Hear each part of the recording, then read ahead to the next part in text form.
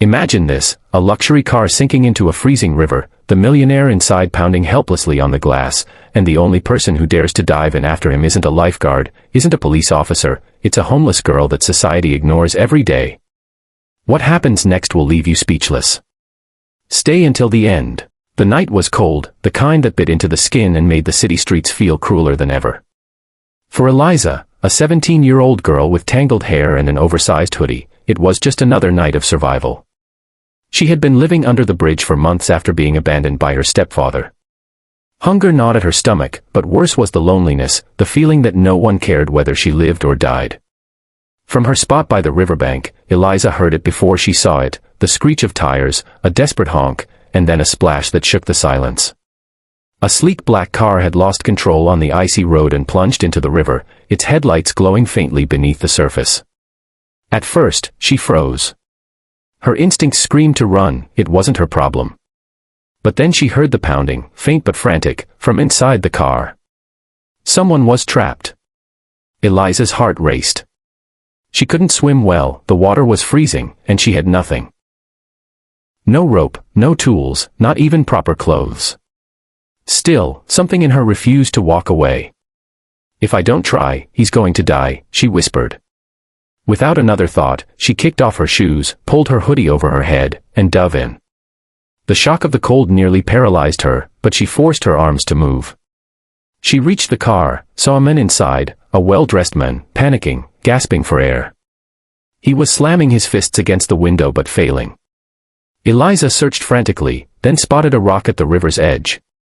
With trembling hands, she dove again, bashing the window with all her strength until the glass finally cracked. Water gushed in, the man choking as she pulled at him with all her might. By some miracle, she dragged him out, both of them gasping, shivering, coughing on the riverbank. The man, pale and shaking, looked at her in disbelief. He was used to people bowing to him, flattering him. He was Marcus Holloway, one of the city's most powerful millionaires. Yet here he was, saved by a girl in torn clothes. "Why?" he croaked. "Why would you risk your life for me?" Eliza simply looked at him, her lips blue from the cold. Because no one deserves to die alone. By morning, the story had already hit the news. Reporters crowded around, hungry for details. Homeless teen saves wealthy CEO from drowning.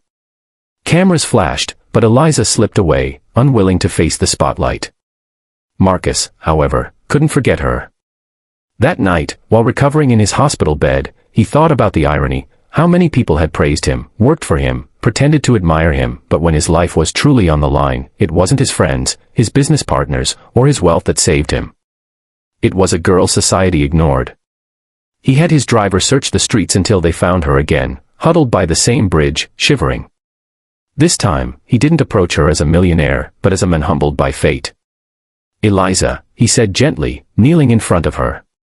"You saved my life. Let me help you rebuild yours."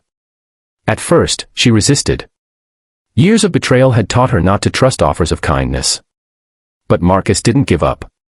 He provided her shelter, food, and, most importantly, opportunity. He arranged for her to study again, to pursue the dreams she had once buried. Months later, Eliza stood on a stage, delivering a speech at a charity gala Marcus had organized in her honor. Her voice trembled, but it carried strength. "I was invisible to the world. But that night by the river, I realized something: every life has value. It doesn't matter how rich or poor you are. What matters is the choice you make when it counts. I saved him, but he gave me back my future." The audience stood to their feet, clapping, many with tears in their eyes. Marcus smiled proudly from the front row. And for the first time in years, Eliza no longer felt like a girl abandoned by the world. She felt seen. She felt alive. Never underestimate the people society ignores. Sometimes, the ones with nothing to give end up giving the most. Eliza dove into that river with nothing but courage, and what she found was not just a millionaire's gratitude, but a new chance at life.